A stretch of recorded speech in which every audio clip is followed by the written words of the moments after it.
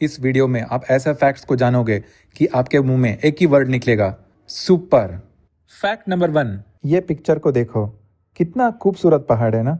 ऐसा लग रहा है किसी ने इसको फोटोशॉप कर दिया है या इसको किसी ने रंग बिरंगे रंगों से पेंटिंग कर दिया है। ये खूबसूरत पहाड़ पेरू कंट्री का एंडीज माउंटेन रेंज का एक पार्ट है। इस माउंटेन को रेनबो माउंटेन भी कहते हैं। इंटरेस्टिंग बात यह है कि ये 2015 तक किसी को पता ही नहीं था, क्योंकि इस माउंटेन के ऊपर तब तक स्नो ग्लेशियर का कवरिंग था। 2015 में इस माउंटेन की ऊपर का स्नो कवरिंग मेल्ट हो गया। तब से इस माउंटेन का इनक्रेडिबल नेचुरल ब्यूटी दिखने लगा है। तब से ये माउंटेन बहुत ज़्यादा पॉपुलर हो गई है। इस रेनबो माउंटेन के रंग बिरंगे कलर्स का रियल रीज़न है इस माउंटेन रॉक्स के मिनरल कंपोजिशन। इस माउंटेन के पिंक कलर फेंगोलिटास मड के वजह से आती है, और वाइट कलर सैंडस्टोन के वजह से आती है, और रेड कलर क्ले स्टोन्स के वजह से आती है।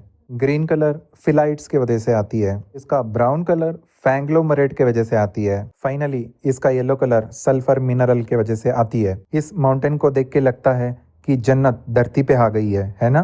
Fact number 2। इस घर को देखो, इसकी एक स्पेशलिटी है, ये सबसे सिक्योर हाउस है, क्योंकि इसमें ऑटोमेटिक वॉल्स है और ऑटोमेटिक विंडो शटर्स है, और इसमें तो घर से इंडोर स्विमिंग पूल जाने के लिए भी एक सिक्योर ब्रिज भी है। ये घर पोलैंड में है और इसको 4 साल लगे बनाने के लिए। जब इसके विंडोज और घर के सारे ओपनिंग्स क्लोज हो जाते हैं तो बिल्कुल एक रेक्टेंगुलर बॉक्स की तरह दिखता है। कोई भी चोर इस घर के अंदर घुसने का सोच भी नहीं सकता। ये घर हमें फ्लड से, साइक्लोन से या टॉर्नेडो से बचाता है। इस घर को बंद करके शांति से बिना कोई टेंशन के बाहर कुछ दिनों के लिए घूम के आ सकते हैं। शायद फ्यूचर में हम भी ऐसे घर अपने लिए बना पाएंगे। इस घर को जो किसी ने भी डिजाइन किया है, thank you for showing us the future.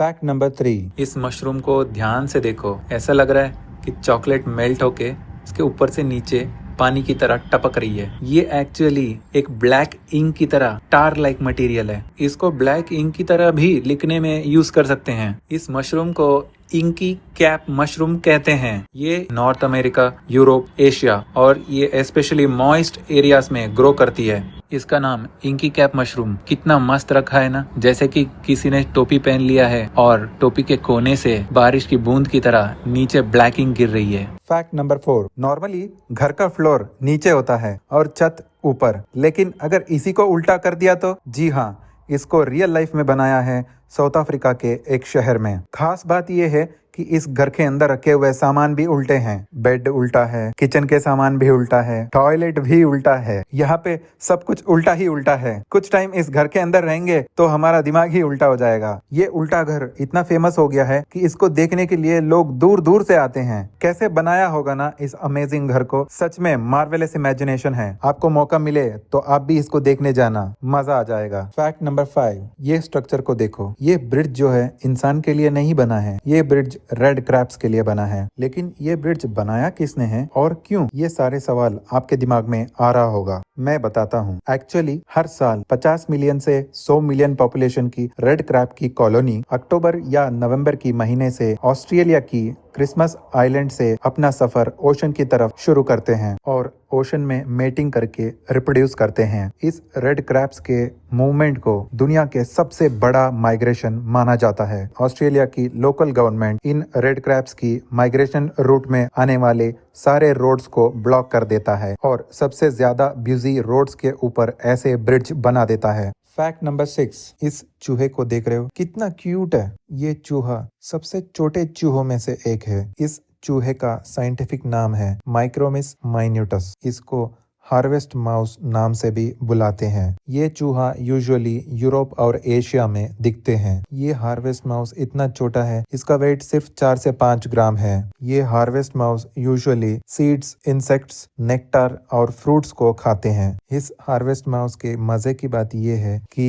ये कभी कभी नेक्टर पीते पीते फ्लावर के अंदर ही थक के सो जाते हैं। ऐसा लगता है कि छोटा बेबी ब्लैंकेट के अंदर सो रही हो। कितना ब्यूटीफुल है ना। फैक्ट नंबर 7, ये देखो इस पिक्चर में कितना लंबे लंबे स्ट्रक्चर्स है। ये पाम ट्री है। ये दुनिया के सबसे टॉलेस्ट पाम ट्रीज है। इस स्पीशीज के पाम ट्री को सेरोक्साइलॉन क्विंडियुएंसी या वैक्स पाम भी बोलते हैं। ये कोलंबिया के कोकोरा वैली में देखने को मिलता है और ये पाम ट्रीज कोलंबिया देश का नेशनल ट्री है। ये ट्री लगभग 200 फीट तक जा सकता है। इस ट्री को देख के ऐसा लगता होगा ना आपको कि इतना लंबा होने के बाद भी इतना स्ट्रेट खड़ा है। इसको कभी कमर में दर्द नहीं होती। फैक्ट नंबर 8, ये इंसेक्ट देखने से आपको क्या लगता है? ऐसा नहीं लगता कि इसका टेल स्कॉर्पियन की टेल की तरह है? ये इस टेल को सिर्फ रिप्रोडक्टिव पर्पस के लिए यूज करता है। इससे ये स्टिंग नहीं करता।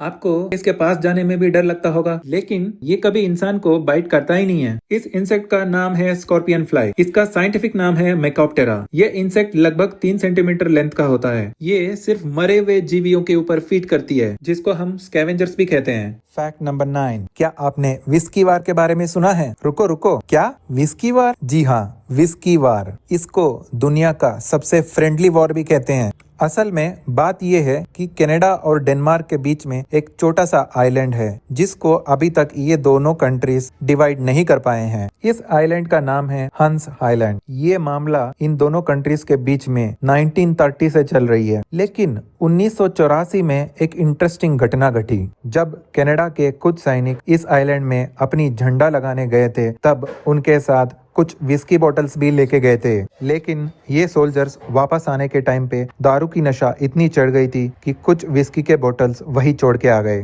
कुछ महीनों के बाद जब डेनमार्क की सोल्जर्स ने उस आइलैंड में कनाडा की झंडे को देखा, तो ये लोग भी अपना झंडे को उधर लगाने के लिए चले गए। तब उनको विस्की की बॉटल्स भी मिले। तो डेनमार्क की सोल्जर्स ने सोचा, क्यों ना हम ये विस्की बॉटल्स जो बचे हुए हैं इसको पी के जाएं। ऐसे जब नेक्स्ट टाइम डेनमार्क की सोल्जर्स इस आइलैंड में वापस आए थे, तब अपने साथ कुछ और विस्की बॉटल्स भी ले आए। ऐसे करके डेनमार्क और कनाडा के सोल्जर्स अपने साथ विस्की की बॉटल्स हर बार जब जाते हैं उस आइलैंड में तब लेके जाते थे और एक दूसरे के बचे हुए विस्की बॉटल्स को पी के आते थे। काश इन दोनों देशों के बीच में विस्की वॉर देख के ऐसा लगता है कि इंडिया पाकिस्तान के बीच में भी ऐसा ही विस्की वॉर हो। बल्कि मुझे लगता है सारे दुनिया में वॉर ऐसा ही होना चाहिए, कोई खून खराबा नहीं। आपको क्या लगता है? जरूर कमेंट सेक्शन में लिख के मुझे भेजना। फैक्ट नंबर 10, क्या आपने बियर बॉटल टेम्पल के बारे में सुना है? ये एक बुद्धिस्ट टेम्पल है और ये थाईलैंड में है और इसको टेम्पल ऑफ मिलियन बॉटल्स कहते हैं। लेकिन ये बियर बॉटल से कैसे बना, मैं बताता हूँ। ये कहानी बहुत इंटरेस्टिंग है। 1980 के दशक में बुद्धिस्ट मॉन्क्स उनके लोकेलिटी के आसपास बियर बॉटल्स और विस्की बॉटल्स पड़े हुए देख के काफी चिंतित हो गए थे। उन मॉन्क्स को लगा उनके लोकेलिटी में लोग कितनी दारू की नशा करते हैं, तो उन्होंने एक उपाय ढूंढा। बुद्धिस्ट मॉन्क्स ने लोकल अथॉरिटीज के मदद से उन लोगों को बोला कि अपने बियर बॉटल्स को हमारे पास जमा कर दीजिए, और देखते ही देखते कुछ ही सालों में वो बॉटल्स इतने सारे हो गए। तो मॉन्क्स ने सोचा, क्यों ना हम इस बॉटल से टेम्पल ही बनाएं, और आज इस टेम्पल कॉम्प्लेक्स में लगभग 20 बिल्डिंग्स है जो बियर बॉटल से बने हैं। टेम्पल के साथ साथ prayer rooms, hall, water tower, tourist bathrooms, residential quarters, crematoriums, ये सब ग्लास और कंक्रीट से बने हैं। इवन बुद्धा जिस पे बैठे हैं उसके मोजाइक भी बियर बॉटल के कैप से बने हैं। इस बियर टेम्पल को बनाने के लिए हेनेकन का ग्रीन बॉटल और थाईलैंड के लोकल ब्रांड का ब्राउन बॉटल्स को यूज किया गया है। इन बुद्धिस्ट मॉन्क्स का कितना क्रिएटिव एंड इनोवेटिव सोच है ना। अगले हफ्ते ऐसे ही अमेजिंग फैक्ट्स को आपके लिए लेके आऊंगा। तब तक के लिए बाय बाय।